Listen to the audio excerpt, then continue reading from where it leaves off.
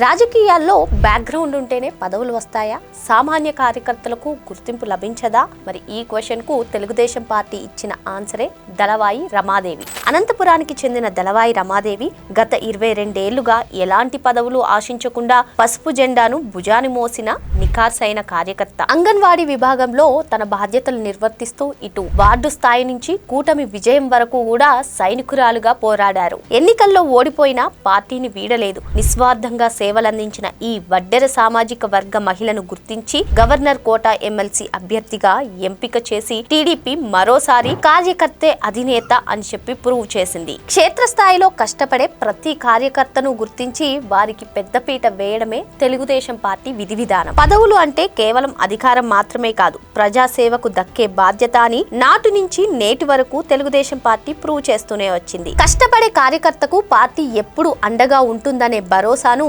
TDP మరోసారి prove చేసింది. మరి టీడీపీ తీసుకున్న ఈ డెసిషన్ పై మీ ఒపీనియన్ ఏంటో కామెంట్ చేసేయండి.